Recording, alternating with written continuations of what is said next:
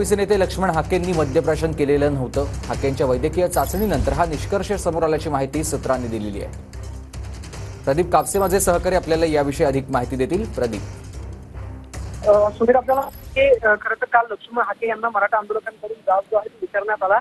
रात्री सोनगाव पोलीस ठाण्यामध्ये बराच गोंधळ जो आहे तो पाहायला मिळाला।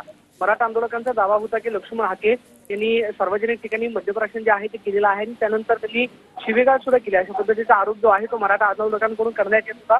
मात्र काल त्यांची ससून रुग्णालयामध्ये वैद्यकीय चाचणी जी आहे ती उशिरा करण्यात आली आणि त्यानंतर खरं तर लक्ष्मण हाके आता सोडण्यात आलं। मात्र जो डॉक्टरांचा खरं तर प्राथमिक निष्कर्ष आलेला आहे त्याच्यामध्ये त्यांनी दारू पेली नसल्याचं म्हटलेलं आहे। मात्र तरी सुद्धा खरं तर वैद्यकीय चाचणीची आणखी खात्री करण्यासाठी नमुने जे आहेत ते पुन्हा एकदा लॅबमध्ये पाठवण्यात आलेले आहेत।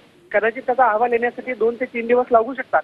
मात्र जो प्राथमिक अहवाल किंवा प्राथमिक निष्कर्ष जो काढण्यात आलेला आहे त्याच्यामध्ये लक्ष्मण हाके यांनी दारू पिलं नसल्याची माहिती सूत्रांकडून मिळते। मात्र आणखी खरं तर लॅबमधला रिपोर्ट जो आहे तो येण्यासाठी 1 ते 2 दिवस लागू शकतात। त्यानंतर सुद्धा स्पष्ट होईल की लक्ष्मण हाके यांनी दारू पिली होती का। मात्र जो प्राथमिक निष्कर्ष काढण्यात आलेला आहे त्याच्यामध्ये असं म्हणण्यात आलेलं आहे की लक्ष्मण हाके यांनी दारू जी आहे ती पिली नव्हती। नक्कीच धन्यवाद तुम्ही दिलेल्या सविस्तर माहितीसाठी।